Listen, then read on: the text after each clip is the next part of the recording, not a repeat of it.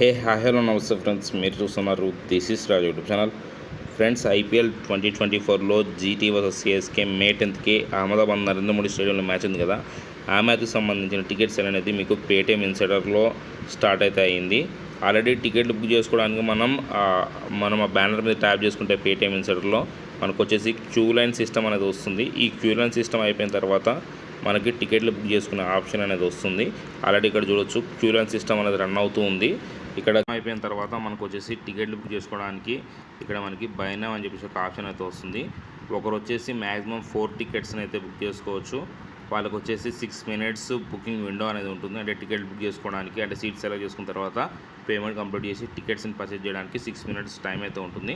ఇక్కడ చూసుకోవచ్చు మనకి 1000 రూపీస్ నుంచి అయితే టికెట్ ప్రైస్ అయితే స్టార్ట్ అవుతున్నాయి. అండ్ 1250, 2000, 2250, 5000, 12,500 రూపీస్ వరకు అయితే టికెట్లు అయితే ఇక్కడ అవైలబిలిటీకి అయితే ఉన్నాయి. మీరు ఏ స్టాండ్స్లో టికెట్ కావాలో ఆ స్టాండ్స్ని సెలెక్ట్ చేసుకొని టికెట్లు అయితే బుక్ చేసుకోవచ్చు. ఇక్కడ చూడొచ్చు, నేను 1000 రూపీస్ సెలెక్ట్ చేసినాను. 1000 రూపీస్ సెలెక్ట్ చేసుకున్న తర్వాత మనకు వచ్చేసి టికెట్లు ఇక్కడ మనకి స్టేడియం వర్చువల్ వ్యూలో కనిపిస్తాయి. మనం అక్కడ ట్యాప్ చేసుకొని సీట్ని సెలెక్ట్ చేసుకొని మనం టికెట్లు అయితే బుక్ చేసుకోవచ్చు. మ్యాక్సిమం మీరు టికెట్లు బుక్ చేసుకోవాలనుకుంటే మీరు ఫ్రంట్ రోలో ఉన్నటువంటి సీట్ని సెలెక్ట్ చేసుకోండి. అట్లా సీట్ని సెలెక్ట్ చేసుకొని టికెట్లు అయితే బుక్ చేసుకొని ట్రై చేయండి.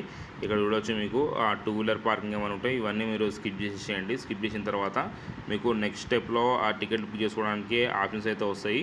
మీకు ఇక్కడ డెలివరీ మీరు పెట్టుకోవాలనుకుంటే పిన్ కోడ్ ఎంటర్ చేసి డెలివరీ అయితే పెట్టుకోండి.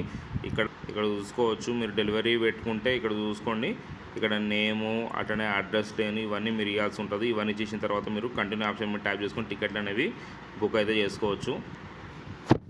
ఫ్రెండ్స్, ఇట్లా డెలివరీ అడ్రస్ ఇచ్చిన తర్వాత మనం కంటిన్యూ అనే ఆప్షన్ ట్యాప్ చేసుకోవాలి. కంటిన్యూ అనే ఆప్షన్ ట్యాప్ చేసుకున్న తర్వాత మనం నెక్స్ట్ స్టెప్లోకి అయితే వెళ్ళిపోదాం. నెక్స్ట్ స్టెప్లోకి వెళ్ళిపోయిన తర్వాత ఇక్కడ చూసుకోవచ్చు, మనం టికెట్ ఏ స్టాండ్స్లో సెలెక్ట్ చేసుకున్నాము, మన సీట్ నెంబర్ ఎంత, ఇది మొత్తం క్లియర్గా మనకి ఇక్కడ డీటెయిల్స్ అయితే కనిపిస్తూ ఉంటాయి.